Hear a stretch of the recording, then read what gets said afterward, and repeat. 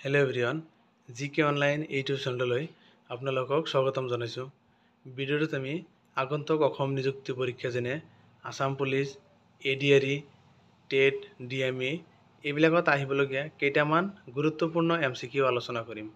ভিডিঅ'টোৰ প্ৰথম প্ৰশ্নটো হৈছে ভাৰতীয় সংবিধানৰ মৌলিক অধিকাৰৰ নীতি তলৰ কোনখন দেশৰ পৰা লোৱা হৈছে? ইয়াৰ শুদ্ধ উত্তৰ অপশ্যন ডি, আমেৰিকা যুক্তৰাষ্ট্ৰ। সংবিধানৰ কোনটো অনুচ্ছেদত ৰাজ্যিক বিধানসভাৰ ব্যৱস্থা আছে? শুদ্ধ উত্তৰ অপশ্যন চি, আৰ্টিকল 168 পৰা 177। 2024 চনত গণতন্ত্ৰ দিৱস উদযাপনৰ মুখ্য অতিথি কোন আছিল? শুদ্ধ উত্তৰ অপশ্যন বি, ইমানুৱেল মেক্ৰন। বিশ্ব জনসংখ্যা দিৱস কোন তাৰিখত পালন কৰা হয়? ইয়াৰ শুদ্ধ উত্তৰ অপশ্যন ডি, 11 জুলাই। বিশ্ব বন্যপ্ৰাণী দিৱস কোন তাৰিখত পালন কৰা হয়? ইয়াৰ শুদ্ধ উত্তৰ অপশ্যন বি, 3 মাৰ্চ। পৰাক্ৰম দিৱস কেতিয়া পালন কৰা হয়? ইয়াৰ শুদ্ধ উত্তৰ অপশ্যন এ, 23 জানুৱাৰী।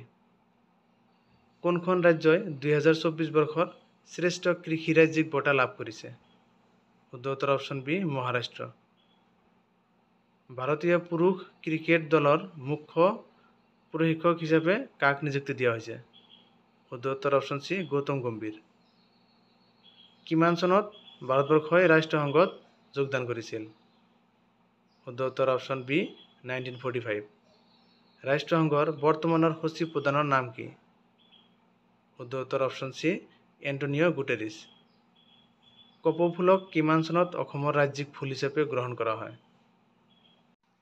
ইয়াৰ শুদ্ধ উত্তৰ অপশ্যন বি, 2003 চনত। চাহক কিমান চনত অসমৰ ৰাজ্যিক পানীয় হিচাপে ঘোষণা কৰা হয়? ইয়াৰ শুদ্ধ উত্তৰ অপশ্যন এ, 2011 চনত। আনহেপী ইণ্ডিয়া নামৰ গ্ৰন্থখনৰ লিখক কোন? শুদ্ধ উত্তৰ অপশ্যন বি, লালা লাজপত ৰায়। নাহৰৰ নিৰিবিলি ছাঁ কাৰ কবিতা? ইয়াৰ শুদ্ধ উত্তৰ অপশ্যন এ, অনুৰাধা শৰ্মা পূজাৰী। অসমত কিমানখন হাতী সংৰক্ষিত বনাঞ্চল আছে? শুদ্ধ উত্তৰ অপশ্যন বি, 5খন। কিমান চনত দীপৰ বিল জলাশয় ৰামছাৰ ছাইট হিচাপে তালিকাভুক্ত হৈছিল? ইয়াৰ শুদ্ধ উত্তৰ অপশ্যন চি, 2002। লাওখোৱা বন্যপ্ৰাণী অভয়াৰণ্য অসমৰ ক'ত অৱস্থিত?